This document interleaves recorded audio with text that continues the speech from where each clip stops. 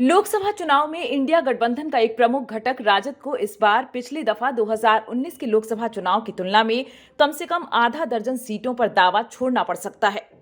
पिछली बार 2019 के लोकसभा चुनाव में राजद ने राज्य की 40 सीटों में से 19 पर अपने उम्मीदवार खड़े किए थे।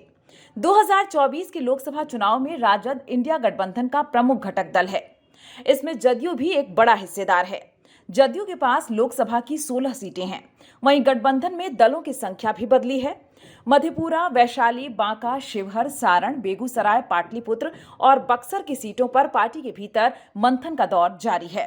हालांकि सीटों के बंटवारे पर आधिकारिक तौर पर किसी भी दल से कोई बयान नहीं आया है, पर सूत्र बताते हैं कि अंदर खाने में इंडिया गठबंधन के घटक दलों के बीच सीटों को लेकर होमवर्क जारी है। ऐसे में सीटों के बंटवारे में राजद को पिछली दफा की तुलना में कुछ सीटें छोड़नी पड़ सकती हैं। कुछ सीटों की अदला बदली और कुछ पर उम्मीदवार बदले जाने की संभावना से भी इनकार नहीं किया जा रहा। राजद अध्यक्ष लालू प्रसाद ने बिहार की सभी 40 सीटों पर इंडिया गठबंधन की जीत का दावा किया है। ऐसे में बंटवारे में जो भी सीटें राजद की झोली में आएगी, उस पर पार्टी जीतने वाले उम्मीदवार को उतारने की तैयारी कर रही है।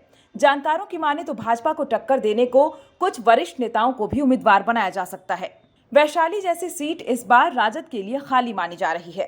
पिछली बार इस सीट से पूर्व केंद्रीय मंत्री रघुवंश प्रसाद सिंह को उम्मीदवार बनाया गया था। 3,32,000 से अधिक वोट पाकर भी राजद इस सीट से चुनाव जीत नहीं पाया। बाद के दिनों में रघुवंश प्रसाद सिंह का निधन हो गया। ऐसे में इस सीट पर पार्टी किसी कद्दावर नेता की तलाश कर रही है। झंझारपुर की सीट पर 2019 में राजद ने गुलाब यादव को अपना प्रत्याशी बनाया था।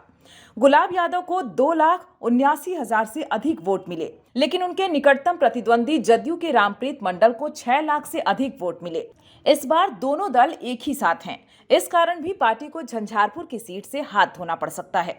जानकार बताते हैं कि सीट मिल भी गई तो उम्मीदवार बदले जाने की पूरी संभावना है। मधेपुरा की सीट पर 2019 के चुनाव में पूर्व केंद्रीय मंत्री शरद यादव उम्मीदवार थे।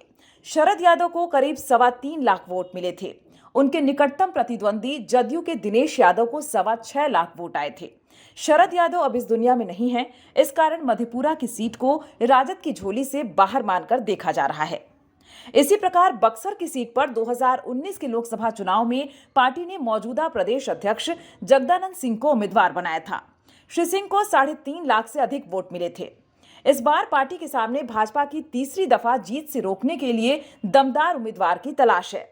पार्टी की पहली पसंद इस बार भी जगदानंद सिंह हो सकते हैं, मगर बढ़ती उम्र के कारण शायद वो चुनाव लड़ने को तैयार नहीं हो, तो पार्टी के समक्ष उनके विधायक पुत्र को उम्मीदवार बनाने का विकल्प हो सकता है।